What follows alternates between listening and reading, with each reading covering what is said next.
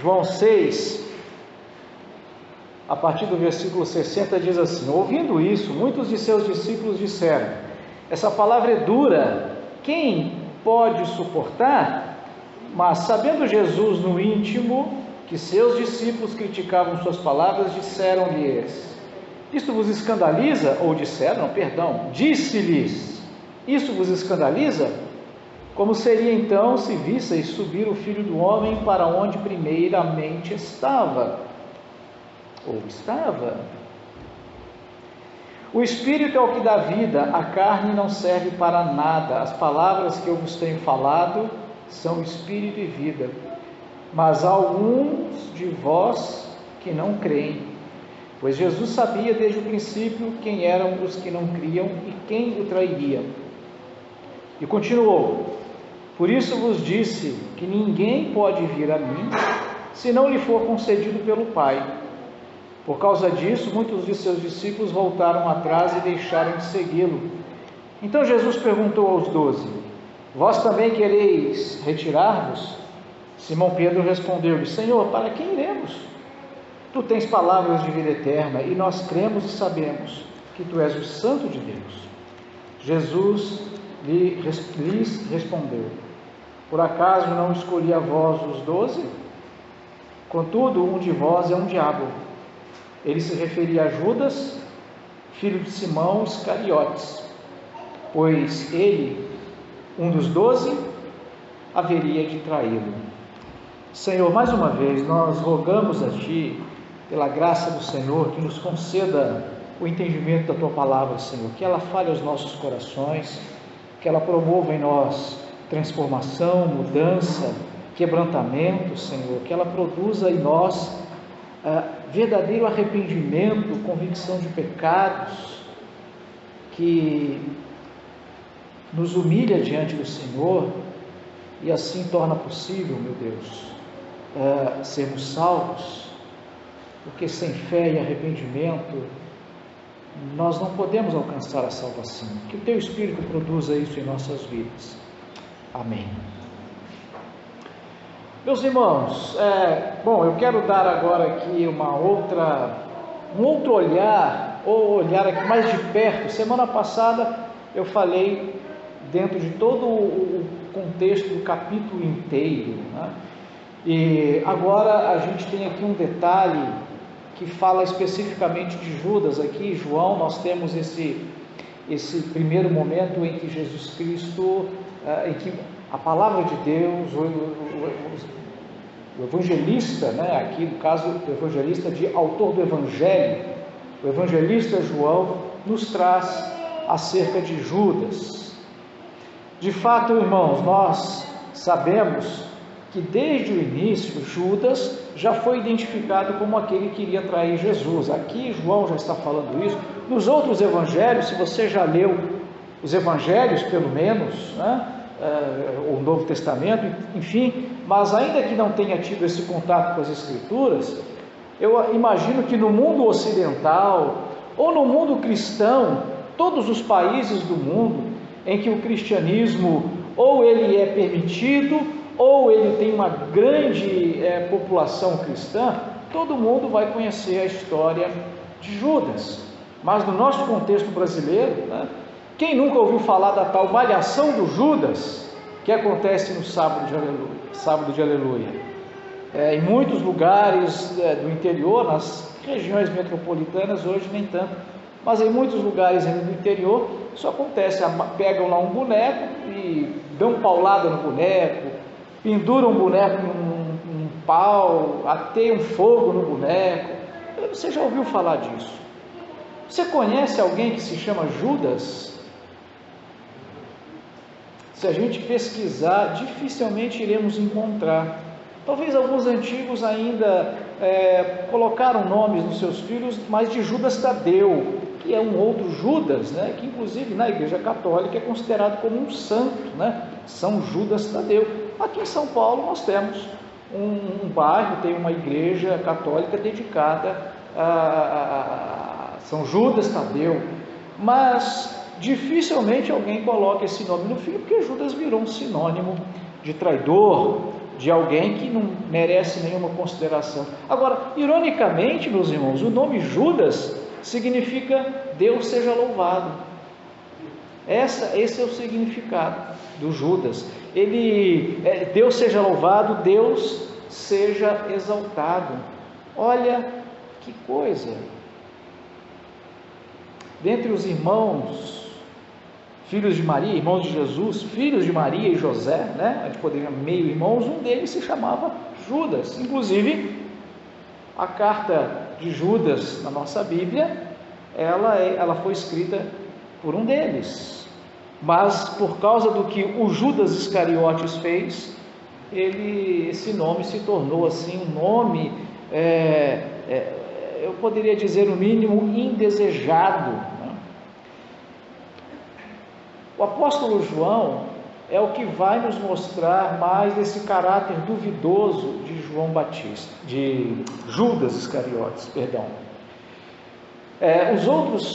Os outros evangelistas, Mateus, Marcos, Lucas e João, vão dar alguns relatos sobre Judas, tão somente dizendo que foi esse que traiu Jesus, ou foi esse que trairia Jesus. Eles se limitam a isso. Mas o apóstolo João, ele vem falando, e aqui já começa. A gente vai ver no versículo 12 que ele vai dizer que Judas ele era ladrão, porque ele ficou responsável pelas ofertas, né, pelo dinheiro que Jesus e os seus apóstolos recebiam de pessoas para se sustentarem nesse seu ministério itinerante. Judas é que cuidava dessa, podemos chamar tesouraria, e eles já sabiam que Judas roubava alguma coisa ali. Há estudiosos que identificam Judas como sendo um chamado discípulo anônimo, cujo nome não nos é revelado. Em Mateus capítulo 8, Jesus Cristo chega até Jesus, um discípulo, e o texto diz assim, Mateus capítulo 8, 19 e 20: E o escriba, aproximando-se, disse-lhe: Mestre, eu te seguirei onde quer que fores. Jesus lhe respondeu: As raposas têm tocas, e as aves do céu ninhos, mas o Filho do Homem não tem onde descansar a cabeça. A gente se enrola porque muitos versículos a gente já decorou na antiga revista, Almeida Revista e Atualizada, né? Foi nessa versão que eu li a Bíblia dezenas de vezes, e eu tenho muito desse versículo na cabeça. Quando eu começo a ler na NVI, eu às vezes me embanano aqui, desculpe aí a troca, mas enfim, esse escriba que se aproxima de Jesus e diz: Senhor, eu vou te seguir. E Jesus dá uma resposta que num primeiro momento parece que não tem nada a ver, né? Ora, se Jesus estava pregando o Evangelho, praticamente para todo mundo que a gente conhece, Jesus fala: vem e me segue, vem e me segue. Aí chega um que fala: Jesus, eu vou te seguir, ao invés de glória a Deus, eis aqui, né, alguém importante, então querendo exaltar a importância da pessoa. Olha que passo importante que ele está dando, imitem-no. E Jesus às vezes dá uma resposta assim que parece jogar um balde de água fria, né? Jesus, eu quero te servir. Eu quero que você saiba que até as raposas têm toca, mas eu não tenho nenhum travesseiro para dormir à noite. E Jesus fala assim do nada, de graça. Parece até que ele estava ali meio chateado naquele dia. Veja, meus irmãos, essa resposta de Jesus, ela já demonstra para nós que Jesus já sabia das verdadeiras intenções desse escriba. Esse escriba, e note que escriba eram pessoas daquela época, estudados, eles eram um grupo de pessoas que conheciam muito a lei, a Torá, o Antigo Testamento. Uma das incumbências desses escribas era reescrever. Você sabe que hoje a gente compartilha eletronicamente a Bíblia, praticamente ninguém escreve mais nada, não precisa nem digitar mais para imprimir, né? Mesmo assim a gente consegue tirar uma cópia, mas naquela época não, tinha que ser escrito na mão, e os escribas eram aquelas pessoas que passavam a vida escrevendo, reescrevendo, para que a Bíblia então pudesse chegar até nós hoje. Caso contrário, ela estaria perdida. Mas graças ao trabalho desses escribas é que o texto sagrado foi sendo perpetuado por causa desse trabalho. Então veja que era uma pessoa importante, no sentido da função que ele tinha, era muito importante. Mas essa frase de Jesus, essa resposta de Jesus, ela revela para nós um pouco do caráter desse discípulo aqui que gostaria de seguir Jesus. Ele estava atrás de fama, ele estava atrás de dinheiro, ele queria popularidade. Ele não estava exatamente querendo seguir Jesus pelos reais motivos. Quantas pessoas nós vemos hoje em dia, meus irmãos, que estão fazendo a mesma coisa, não é verdade? Quantas pessoas estão sendo atraídas para algumas organizações, para algumas,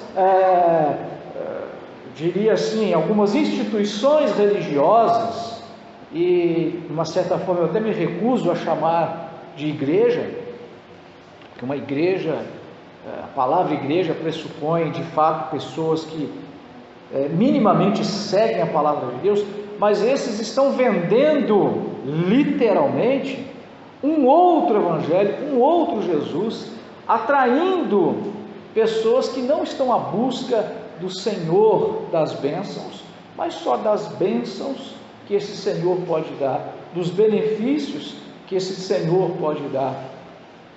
Veja que já nessa época as pessoas pareciam muito piedosas e santas e muito dedicadas, mas o coração delas não refletia aquilo que a boca delas estava falando.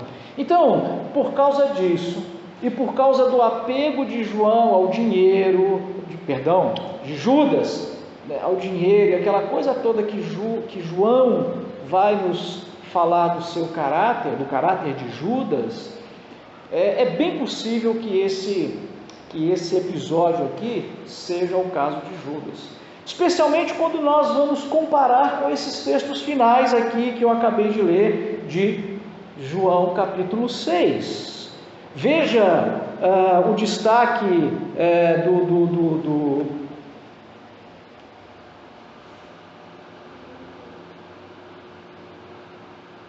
deixa eu ver aqui. Contudo, a partir do versículo 60, contudo, alguns de vós que não creem, porém Jesus sabia desde o princípio quais deles não criam e quem o iria trair, e prosseguiu: é por isso que eu lhes disse que ninguém pode vir a mim a não ser que isto lhe seja dado pelo Pai. Ainda que dentre aqueles 12, entre aquele grupo, Judas estivesse ali, contudo, Judas não foi levado pelo Pai, Judas não foi dado pelo Pai, porque de fato, somente aqueles a quem o Pai deu a Jesus, é que ouvem a Jesus, é que seguem a Jesus. Por isso que talvez esse versículo de Mateus 8, possa ser Judas, esse escriba, porque nesse caso, veja, não foi Jesus que o chamou, ele que se ofereceu. E se assim for, meus irmãos, isso fala para nós de algo que acontece muito hoje. Toda igreja local, muitas pessoas que estão ali, de fato não são convertidas verdadeiramente. Muitas pessoas, elas às vezes até seguem todo o ritual, elas cumprem até as ordenanças, elas são pessoas eloquentes, Algumas até levam outras a se tornarem discípulos verdadeiros do Senhor Jesus. São instrumentos de Deus para isso. Ao longo da história, nós temos muitas pessoas assim. O apóstolo Paulo mesmo já falava de alguns que começaram bem e desistiram no meio da caminhada. A nossa história demonstra isso. Hoje em dia, nós temos tido embates violentos, alguns violentos, se não violência física, violência verbal. A gente tem tido isso nos dias de hoje. Eu não sei se de repente é para você, mas eu tenho tido essa percepção, principalmente em questões políticas, né? E vivemos hoje uma polarização muito grande, e alguém fala marxismo, não marxismo. Eu fui estudar um pouquinho a respeito da história desse Marx aí. Ele era filho de pastor. Até os 15, 16 anos, ele era um crente exemplar. Os biógrafos, os historiadores ainda não descobriram uma literatura, alguma coisa, o porquê Marx deixou a igreja, mas ele não somente deixou a igreja, como ele adquiriu um ódio mesmo pelo cristianismo, a ponto de ele propor a extinção completa. Ele diz que a solução da sociedade será quando o cristianismo, ele não diz com essas palavras, tá bom? Aqui eu estou colocando algumas palavras na boca dele, mas o pensamento dele, os escritos dele refletem isso, né? Quando o cristianismo for varrido do mapa. Haja vista que a primeira coisa que o Lenin fez ao promover a revolução comunista na Rússia foi exterminar todo mundo. Mao Tse Tung na China foi queimar todas as Bíblias e fazer toda aquela matança que foi feita ali dos cristãos, e a proibição dos cristãos. E, não sem razão, é um dos países que ainda hoje são mais fechados ao Evangelho. Nosso momento missionário, de vez em quando estamos vendo aqui a China, a colocação dela no nível de países que perseguem. Mas ele começou como um crente, podemos dizer assim. Eu conheci uma pessoa que me influenciou, que foi quem abriu as portas para mim, para eu me tornar um missionário, para ir para missões e depois, enfim, chegar onde cheguei. Se tornou um pastor, um pregador excelente, alguém com uma facilidade de pregar assim maravilhosa, uma eloquência maravilhosa. Tornou-se pastor, foi ordenado pastor, assumiu uma igreja, cometeu uma imoralidade grave, e não sei o que levou ao quê. O fato é que um tempo depois ele nega Jesus, ele diz que o cristianismo não presta, que é uma ilusão, que é uma mentira, que é para enganar as pessoas, e hoje é um militante ateu, que prega não somente contra a igreja, mas diz que Deus não existe, que é uma ilusão esse negócio. Como pode uma coisa dessas? Essas pessoas, elas não foram levadas a Jesus pelo Pai. E aí a gente vai entender, meus irmãos, talvez aqui eu estou fazendo uma inferência aqui, aquela frase de muitos chamados, mas poucos escolhidos. Essa é uma realidade muito mal compreendida nos dias de hoje, porque nós somos levados a pensar que qualquer frequentador de culto é um discípulo. E aqui eu quero só fazer um alerta. Nós praticamos e louvamos a Deus por muitas ações evangelísticas que nós fazemos, e os batistas fazem isso há muito tempo, de evangelização de porta em porta. Hoje nós particularmente até aqui nem praticamos muito isso, mas cultos ao ar livre. Quantas vezes eu participei de cultos nas praças e tudo mais, e às vezes a gente convida alguém ou bate a porta de alguém: você quer entregar a vida para Jesus? Sim, eu quero, amém. A gente ora, repete a oração comigo: Senhor Jesus, eu te recebo como meu Salvador. Glória a Deus. Você aí anota numa fichinha: olha, 297 conversões. Mas a gente não consegue ver os frutos dessas conversões. Então, nem todos aqueles que talvez até atendem a um apelo, eles de fato se tornam discípulos do Senhor Jesus. E muitos estão verdadeiramente frequentando as igrejas, estão sendo batizados, porque quando a gente fala de batismo, o que é preciso para o batismo? Você recebe Jesus como Senhor, você reconhece que Jesus é assim, você entende que o batismo é uma ordenança do Senhor Jesus e você quer se submeter a essa ordenança? Sim. Então o que impede de ser batizado? Nada. Mas você percebe que são respostas corretas? 2 mais 2, 4, 3 mais 5, 8.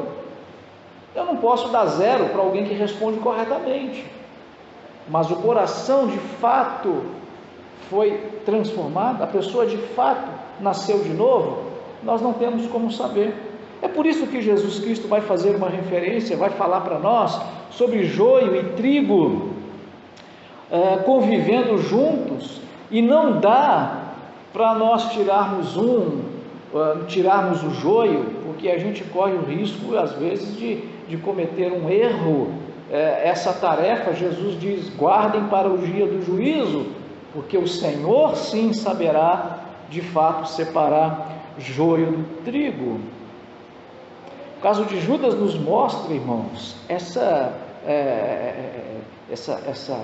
situação de alguém frequentar a igreja e não ser de fato um convertido, ela é verdadeira. Jesus permitiu que Judas participasse de tudo, nós conhecemos a história, Judas estava ali. Pouco depois desse momento, Jesus vai mandar os 12 de 2 em 2, e eles vão realizar curas e vão expulsar demônios, e os discípulos, os apóstolos voltam depois alegres, porque esses milagres de fato aconteceram, e é claro que Judas também experimentou tudo isso. Ele foi contado entre os 12, Jesus acaba de dizer aqui, olha, não escolhi vocês em 12, nós podemos entender essa ação de Jesus aqui da escolha de Judas como mais uma permissão para que Judas seguisse do que uma escolha, aquela que nós costumamos dizer desde antes da fundação do mundo, aquela pré-escolha para que a pessoa experimente a salvação, mas aqui nessa escolha no sentido de Deus permitir, porque é óbvio, Deus, todos que vão a Jesus, Ele não lança fora, mas a gente precisa ir até Jesus da maneira correta, como a Bíblia diz que temos que ser. O fato é que, de verdade, Judas não foi levado a Jesus pelo Pai. Judas não foi, aquilo que nos diz Colossenses, transportado do reino das trevas para o reino do Filho do seu amor, do amor de Deus, o reino de Jesus. Judas não teve essa ação, apesar de frequentar todo o meio, e a gente reconhece que nos nossos dias de hoje muitos estão assim. Há muitos que dizem, meus irmãos, e eu também concordo com isso, Judas não teve o privilégio de participar da ceia. Judas estava no momento da refeição pascal, sim, ali ele estava, mas quando nós comparamos os 4 evangelhos nesse relato da ceia, é perfeitamente possível, principalmente de João capítulo 13, quando você está pertinho aí, você pode até abrir aí, né? Você está no 6, João 13, não vai te atrapalhar muito não, versículo 30, diz assim: e Judas, tendo recebido um pedaço de pão, logo saiu, e era noite. Veja que ele recebe aquele pedaço de pão e vai embora. Bom, nós sabemos que a ceia, ou vou chamar aqui de Santa Ceia, Jesus Cristo pega um pão, os discípulos comem, e Jesus Cristo pega o vinho e eles bebem. Só que a ceia da Páscoa era algo que não foi ordenado para a prática da igreja. A ceia pascal, que Moisés fez pela primeira vez, e se tornou um mandamento, uma ordenança para que todo judeu fizesse isso, participasse disto uma vez por ano. Então esta era a Páscoa. Tanto Jesus quanto os discípulos, os seus apóstolos, participaram de todas as Páscoas até a morte de Jesus. Ele participou. Essa da ceia foi a última que Jesus participa. E a celebração da Páscoa, ela também tinha ali, né, a comida, tinha o pão.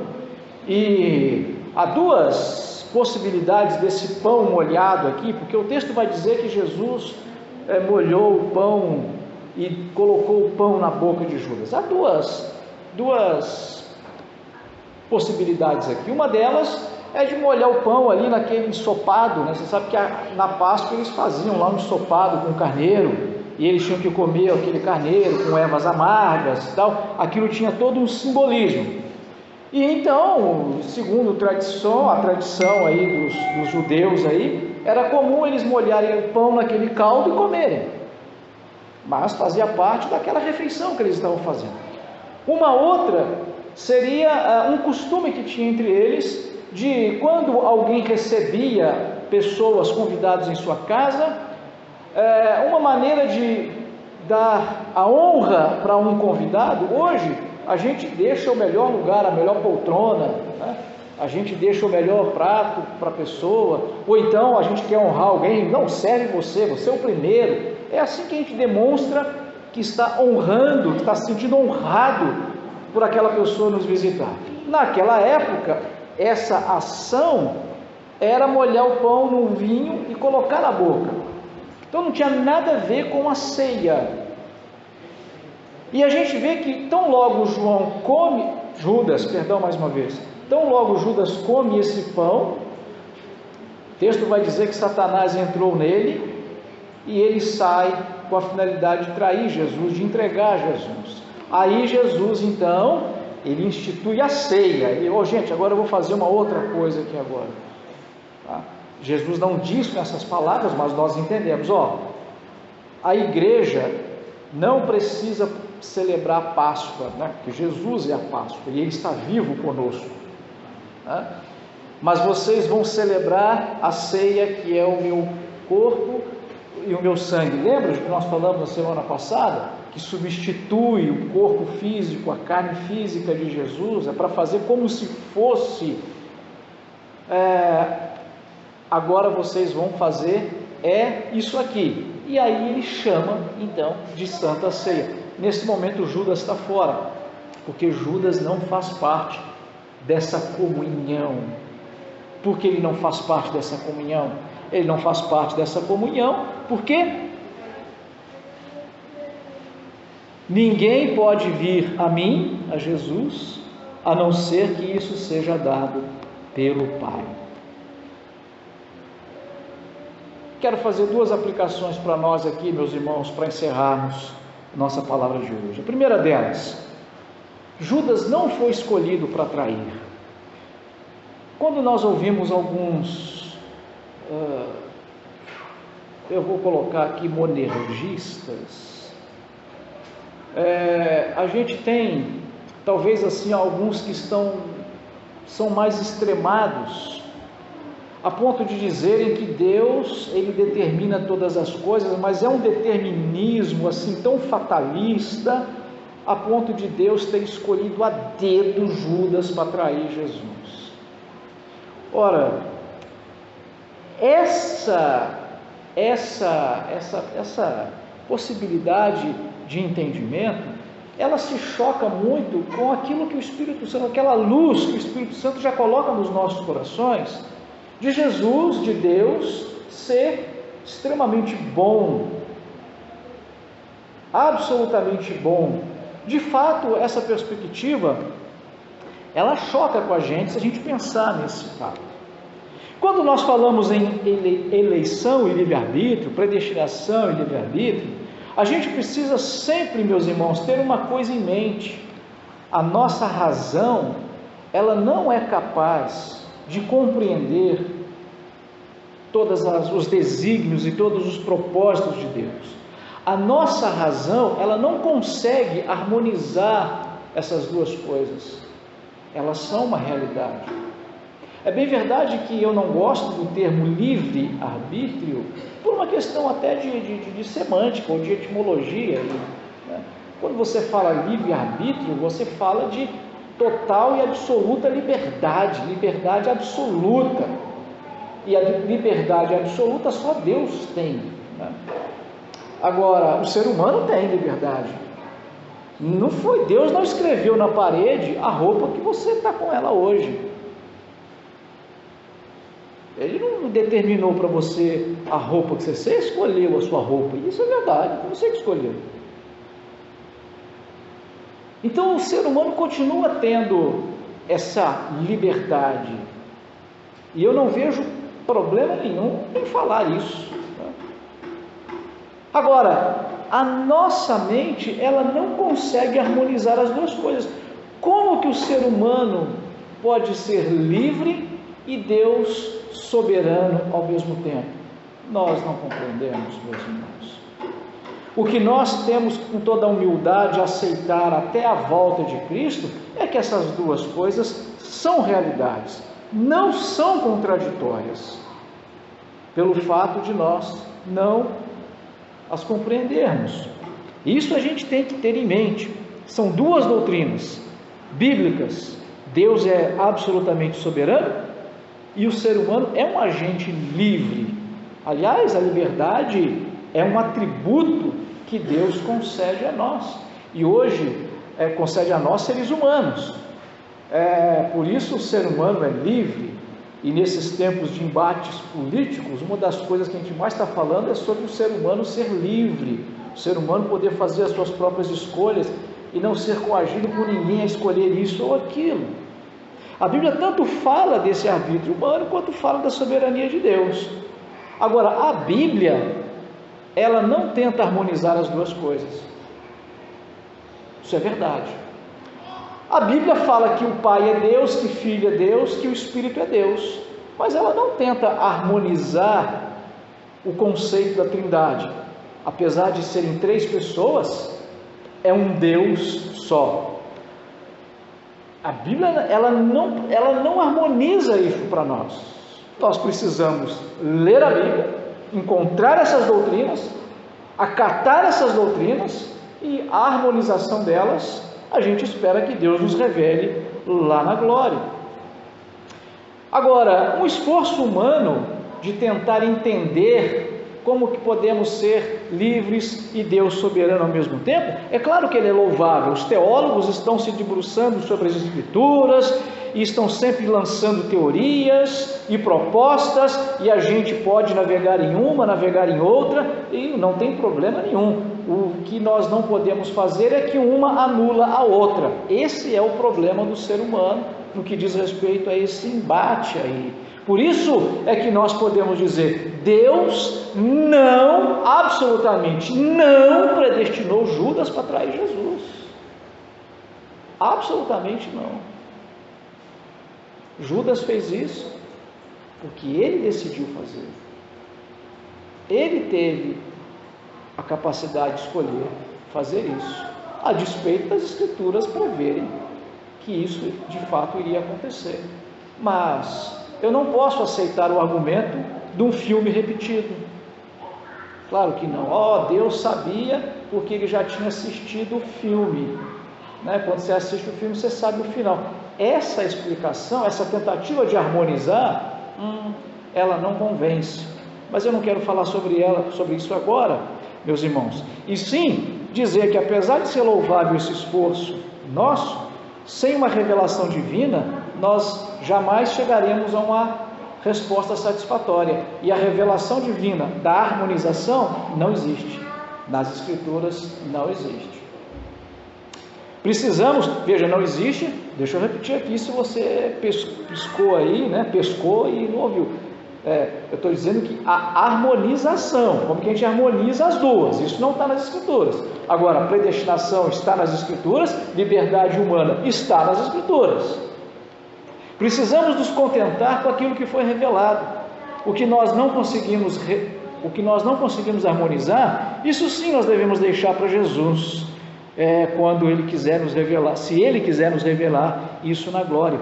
O que eu quero pôr aqui, meus irmãos, é que Judas foi totalmente responsável pela escolha que fez de trair Jesus. Judas nunca foi um convertido, até porque se tivesse sido, ele teria sido transformado. E nesse sentido, eu tenho que concordar com essa ideia, que aquelas pessoas que abandonam o Evangelho, elas de fato, de verdade, nunca foram crentes verdadeiramente. Elas aprenderam a conviver ali naquele meio, mas de fato nunca foram, porque o crente verdadeiro, aquele que vai até Jesus, dado pelo Pai ou transportado pelo Pai, esse daí é o Pai que deu, e esse Jesus deu a vida dele por essas pessoas, por isso é que elas não se perdem. Todos os seres humanos, na verdade, nesse sentido, já fizeram suas escolhas. Meus irmãos, vamos fazer aqui um exercício de imaginação. Eu espero aqui não complicar, que o Espírito Santo me ajude.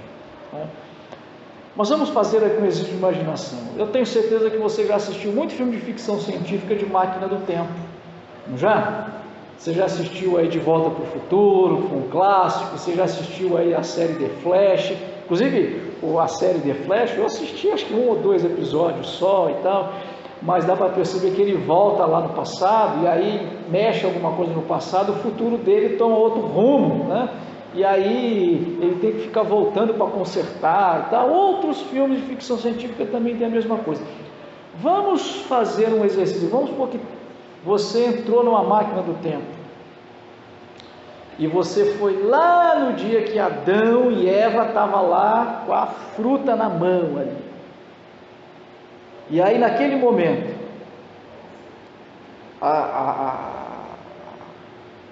a serpente ali, né, o dragão, ofereceu para você também. Ali você teria a oportunidade de o livre-arbítrio total de escolher se aceitava ou não. Só que lá atrás você escolheu morder também aquela fruta que Deus havia proibido não fazer. Aí você é transportado para cá hoje de volta. Então, no dia em que você teve a oportunidade de fazer a escolha real, você já fez. E qual foi a escolha? Pecar, rejeitar a Deus. E uma vez rejeitando Deus, o que aconteceu? Morreu. A alma que pecar, essa morrerá.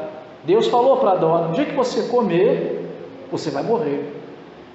É verdade que a morte física não aconteceu instantaneamente, mas a morte, vamos chamar aqui a morte espiritual, ela foi instantânea. A comunhão com Deus foi instantaneamente interrompida. E a partir dali, o ser humano fez aquilo que ele sempre faz: fugir de Deus, esconder de Deus, rejeitar Deus. Falamos na semana passada, na semana retrasada, não é verdade? Eu tenho certeza que foi uma luta para nós, para estar aqui hoje. Eu queria estar em casa. Puxa, por que não choveu aquela chuva para ter que ir para o culto? Não, estou exagerando um pouquinho, né? Mas não é verdade? Às vezes a gente escolhe fazer o que é errado. Quantas vezes a gente já cometeu um pecadinho? Qual pecadinho? Eu vou confessar um pecadinho meu aqui. Eu trabalhei numa lanchonete e um dia o patrão falou: eu preciso sair. E eu tinha uns 18 anos. Eu preciso sair. E eu estava louco para ele sair, porque eu ia pegar uma coxinha para comer. E eu não queria pagar a coxinha. E eu sabia que aquilo era errado. Mas aquela luta fez com que eu ficasse cego. Então logo o patrão entrou no carro, eu corri lá naquela fonia e peguei aquela coxinha. Eu mordi a coxinha. Mas o patrão esqueceu um negócio e voltou. Ele me pegou com a coxinha na mão. Mas eu sabia que aquilo era errado. mas eu escolhi fazer. Nós escolhemos o erro, meus irmãos. Nós escolhemos o erro. E se Deus não nos pega na marra, na força, a gente nunca vai até Ele. A segunda aplicação que eu queria deixar para a nossa meditação é que Judas não era melhor nem pior do que qualquer um de nós. Dei esse exemplo particular meu aqui, até porque eu tenho vergonha de dar um cabeludo, né? Mas não sou santo, não. Agora, Pedro fez a mesma coisa. E aí é bom a gente falar do pecado do outro. O pecado do outro é fácil a gente falar. Pedro negou Jesus, Pedro traiu Jesus do mesmo jeito que Judas. Quando ele diz para aquelas pessoas: eu nunca vi esse cara na minha vida. E veja que o texto demonstra, irmãos, que Pedro estava tão perto de Jesus, talvez, quem sabe, uma distância daqui até aquela porta, porque quando Jesus olha para ele, ele vê que Jesus olha para ele. Agora, imagina, eles não estavam num campo de futebol com aqueles holofotes que parece o sol do meio-dia. Eles estavam num lugar onde tinha pouca luz, talvez uma tocha aqui, outra ali. Não era um lugarzinho com iluminação como tem hoje. Então, ele tinha que estar próximo o suficiente para poder ver que Jesus estava vendo ele. E ainda assim, ele teve a capacidade de falar: eu nunca vi esse cara na minha vida. Isso é ou não é uma traição? Mas por que Judas então morreu enforcado e Pedro não teve uma outra morte pior? Porque Jesus Cristo intercedeu por ele. Lucas 22, 31 e 32 diz: Simão, Simão, Satanás pediu você para te peneirar como trigo, mas eu roguei por ti para que a tua fé não esmoreça. Por que Jesus fez isso por Pedro e não fez por Judas? Penso eu, porque Judas, ele não optou por Jesus, ele seguiu Jesus, mas ele estava atrás de outras coisas, que não de fato seguir a Jesus, porque ele já tinha feito essa escolha, como qualquer um de nós fez a escolha de negar a Deus. Mas Judas não foi levado por Deus, pelo Pai. Pedro sim. E por isso Jesus intercede, porque Pedro foi um presente de Deus para Jesus. Será que eu posso colocar nesse sentido? Não porque Pedro seja especial, tá? Quando a gente fala, você é um presente de Deus para Jesus, não é porque você é especial, não é porque eu sou especial, que olha Pedro aqui negando Jesus, é porque Deus ama aqueles a quem Ele escolheu com um amor tão profundo a ponto de morrer por cada um de nós. Jesus morreu para dar garantias de que aqueles a quem Deus amou pudessem compreender o Evangelho, arrepender, pedir perdão pelos pecados, confessar os pecados, confessar a Jesus como Senhor. Hoje você está aqui, talvez caminhando no meio evangélico há 10, a 20, a 30 anos, mas até aqui como Judas. O privilégio que você tem hoje é que Deus hoje de novo te dá a oportunidade de fazer uma escolha.